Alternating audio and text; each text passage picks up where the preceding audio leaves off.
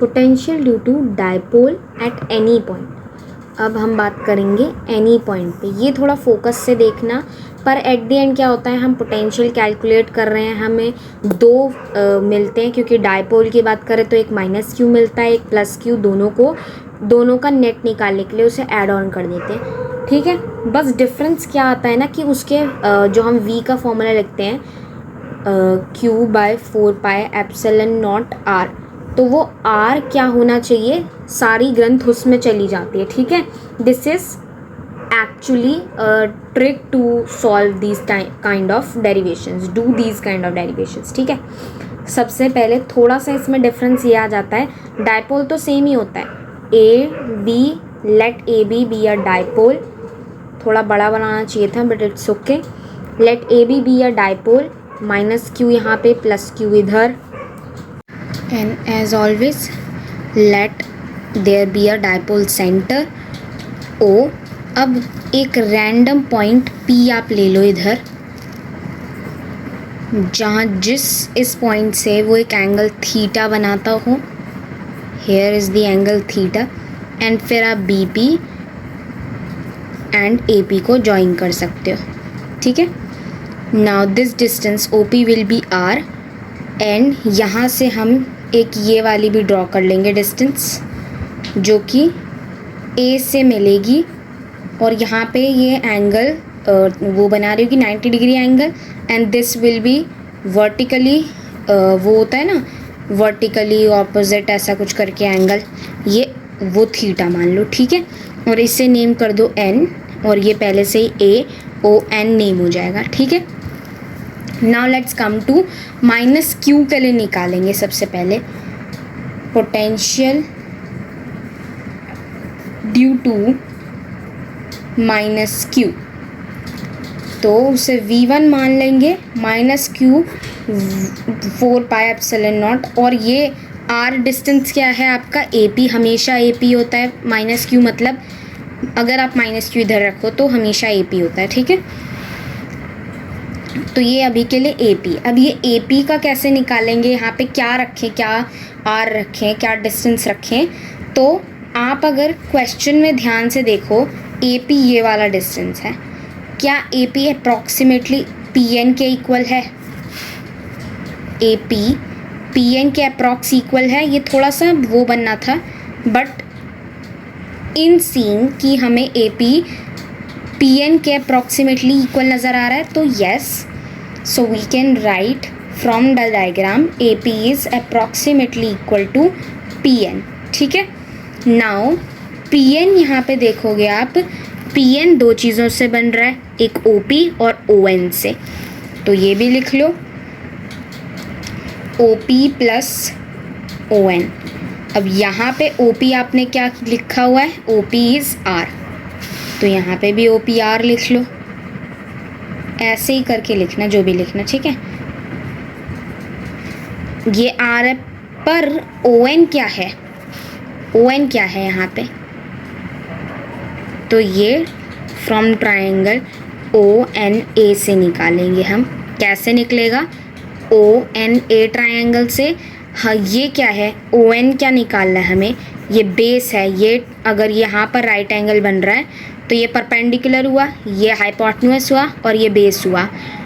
हमें even hypotenuse भी पता है, ये पूरा 2L होता है, ये L होएगा, हाफ जो है यहाँ से सेंटर पे ही हो पड़ता है ऑफ कोर्स, तो ये L, ये ON, तो कॉस थीटा, यानी कि कॉस थीटा क्या होता है, बेस अपॉन हाइपोटेन्यूस, बेस यहाँ पे क्या है ON, और हाइपोटेन्यूस क्या है AO, OA लिख लो। चलो ON तो आपको निकालना है ना, ON तो आपको निकालना है, पर OA आपको पता है क्या है, OA L।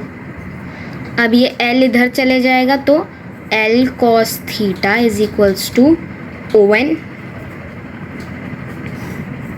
ये निकला है ON, यहाँ पे पुट कर दो इसे भी, प्लस L cos थीटा।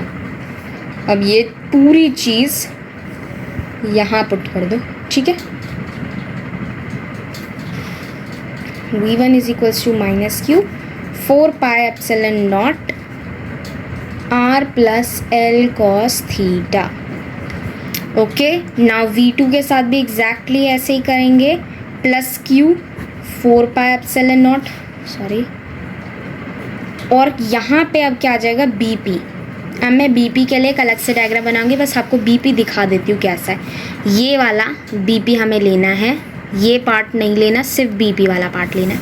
तो मैं यहाँ पे BP ड्रॉ करती हूँ। अब ये हो गया आपका P, ये B प्लस Q चार्ज इधर ही है, और ये हो गया आपका एंगल थीटा। ठीक है, नाउ BP कैसे निकलेगा? BP से आप एक ये ले लो परपेंडिकुलर, इसे M मान लो। तो BP और MP ऑलमोस्ट सिमिलर है, ये O था आपका, है ना, सेंटर से, तो MP और OM जब माइनस होंगे तब BP निकल रहा है। ठीक है, ये पता लगा। BP को हम अप्रॉक्सीमेटली OP उसके इक्वल मान सकते हैं, OP के तो इक्वल है ही, और OP किस में बांटा जा सकता है? OP माइनस OM में, जिससे हमें MP मिलेगा जो कि इससे इक्वल है। थोड़ा सा ऊंच नीच हो गया है, वैसे ये आप ऐसे रख के बना सकते हो कि इससे डिस्टेंस इक्वल है, और यहाँ पे M आ रहा है और OM ये वाला डिस्टेंस है। तो OP यानी कि R माइनस OM निकालेंगे। अब हम इसमें कैसे निकलेगा? सिमिलर केस, यहाँ पे आप देख सकते हो राइट एंगल ट्राइंगल बन रहा है। ठीक है, अब उससे कॉस थीटा दोबारा लगाओगे आप, बेस अपॉन हाइपोटेन्यूज। बेस आपका यहाँ पर क्या है? OM। हाइपोटेन्यूज क्या है यहाँ पर आपका? अगेन ये OB। अब ये हाफ और ये हाफ, OB AO, ये L था, ये भी L होएगा।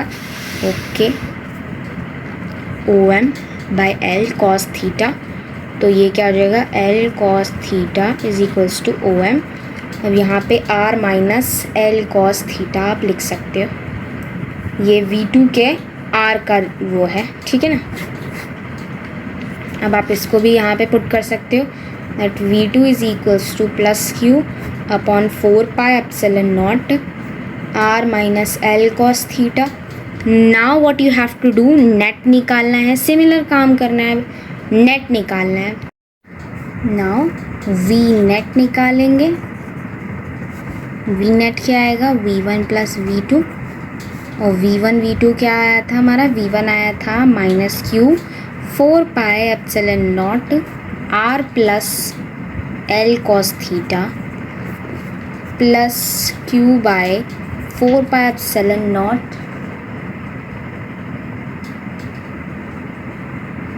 R minus L cos theta. ठीक है, now taking common again, Q by 4 pi epsilon not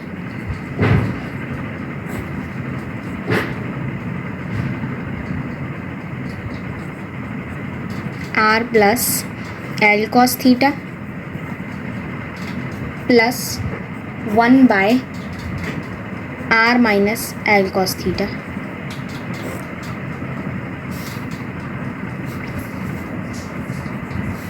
so what you will do, again ये जो एलसीएम लेते हैं वो ले लोगे, R प्लस L, ये आप देख रहे हो एक आइडेंटिटी है, A plus B, A minus B is equals to R square minus L square cos square theta, और ये इधर आ जाएगा minus R minus L cos theta plus R plus L cos theta.